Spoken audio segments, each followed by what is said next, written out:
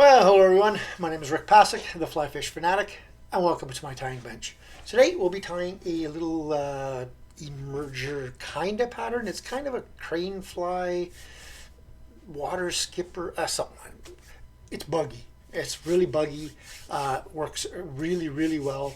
Yeah, it's one of those flies that kind of represent a few things, but great little fly. So let's get her going. So, in the vise today, we have a Hends BL 550. As you guys know, if you watch this channel, I really like these hooks. I love the Hends hooks, but these BL 550s, I use them for so many emergers and chironomids and so many other things. So that's the hook that we're using. We're going to be using some Semperfli Nanosilk in olive, 12/0 for the thread. For the body, I'm going to be using some Hens Hare Dubbing Plus, the number 16. So the Hens Hare Dubbing Plus. Number 16 is this one right here, this green, right there. Okay. For the rib, Semperfli Mirror Tinsel in the Mirage Tinsel. I think what they call it, Mirage Sunrise, I think it's called, something like that. And then for the little legs, I'll be using Semperfli's pre-knotted dyed green. So these are pre-knotted already. Love this. Just so you guys know, Semperfli makes a bunch of different colors of them. So kind of a brown, natural, a red, all pre-knotted already, right? So, yeah, they're great. I just love using them. It's one of my things that I hate the most is trying to tie those. And then for last is the Hens CDC in this olivey green. So, hey, let's get her going.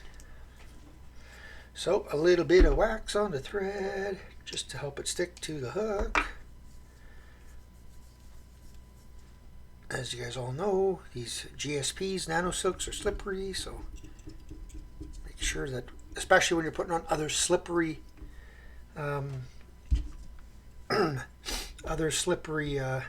materials. So I've been getting a lot of questions from people that are watching my videos and asking me what kind of bobbins I use and what kind of scissors I use and that kind of stuff. So I'll talk about that a little bit throughout this video as well. So first things first here though, I'm going to attach my tinsel for my rib. I'll pop that on. So I use a bunch of different tools. The ones I seem to always go to like for my bobbins, I love these Stonefo bobbins. Absolutely, I got like probably 8 or 10 of these. Absolutely love these bobbins. And you could tension up your thread just by moving this thing, right? Tension it, loosen it. The other one I really like, and these are they're fairly inexpensive, it's just the old Tiemcos. But for me, the number one is ceramic. Either have to be ceramic or ceramic insert for me. I'm pretty hard on my stuff, and I pull hard. I'm a bit of a, I'm a millwright by trade, so I'm a bit of a bruiser type of thing. So I can pull too tight sometimes. So I want to make sure that I don't have any sharp edges and stuff, and I find the ceramics, for me at least, are the best. So I'm just dubbing on my Hare Plus. The reason I like this Hare Plus from Hens is it's got a little bit of sparkle built in. I don't want a lot of sparkle on this, it's more of a natural fly, but I do want just that little tiny attractor, right? So as I go around once, just give her a twist. Twist. Every time I come forward, just give it a bit of a twist.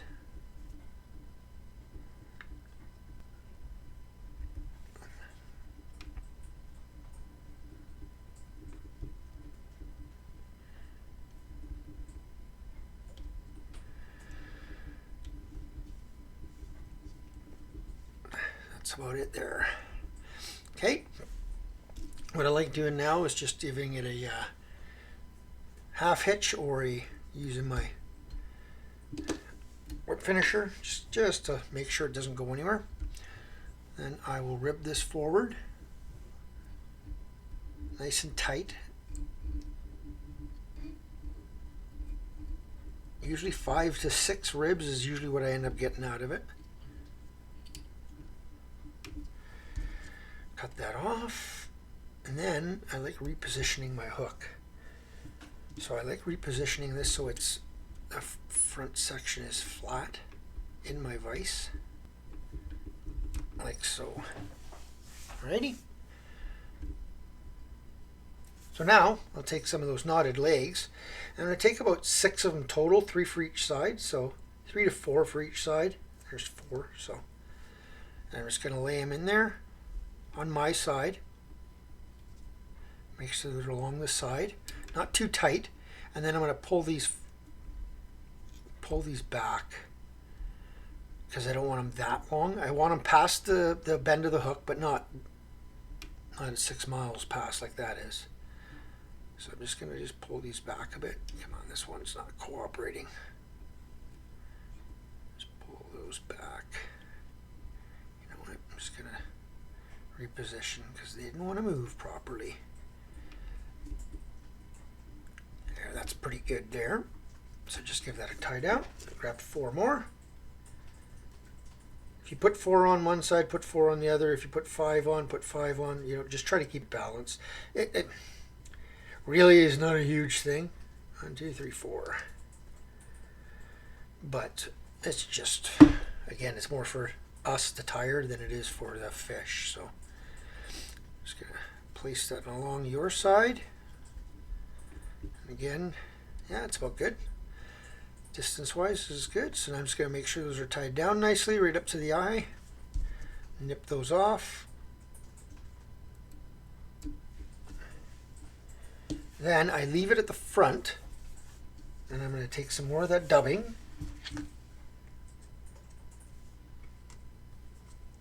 And I'm going to build up a little section here. And there's a reason I leave it at the front here. Because now I'm going to put this forward, and I'm just going to dub it back.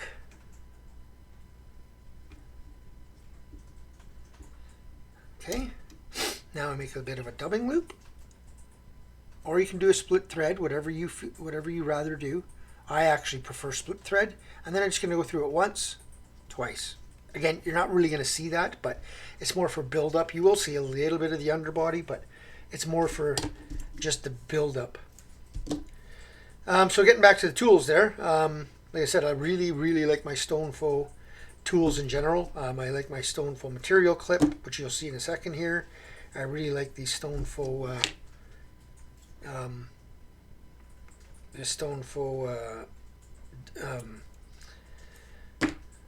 hackle pliers. My scissors are 100% of the time Renomed. These are the scissors I use. Yes, I am pro team with them, but I wouldn't be if I didn't like them. They're just, in my opinion, they're the best scissors on the market right now. And they're what I really like about them is they got a lifetime warranty on the scissor and a lifetime sharpening, which is unheard of in the industry. I mean, you don't hear of lifetime sharpening. So all you got to do is send it back in, and they'll sharpen it and send it back.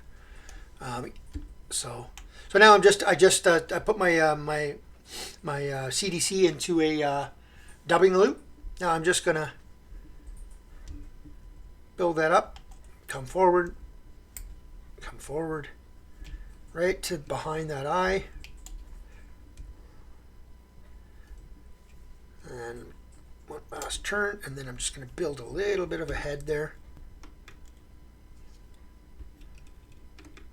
Get any of that CDC that's in the way, pull that back. Scissor.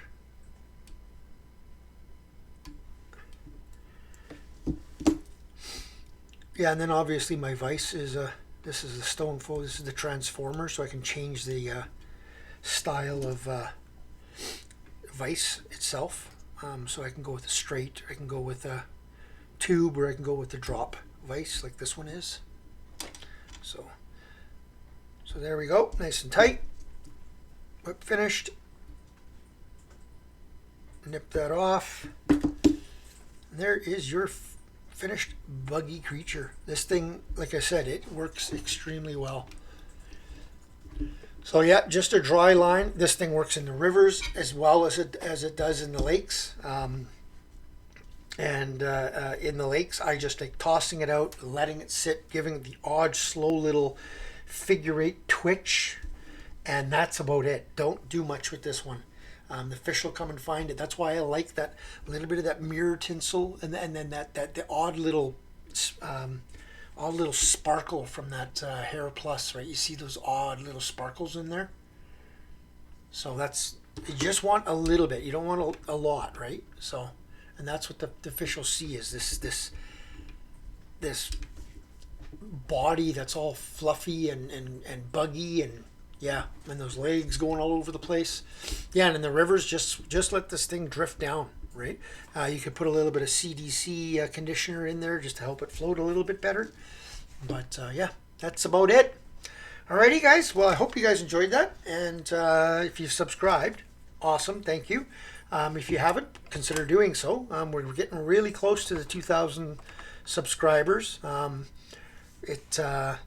It's going to be a pretty cool giveaway. I'm doing a bunch of giveaways in the next little while here, and I've got some Semperfli hats and Renomed hats and buffs, and I got materials, and I've got all kinds of stickers and all kinds of stuff from Renomed and from Semperfli and from Hens and a few other things. So like I said, it's going to be materials, it's going to be swag. Yeah, so all right. Well, hope you guys enjoyed that. Tie lines, everyone.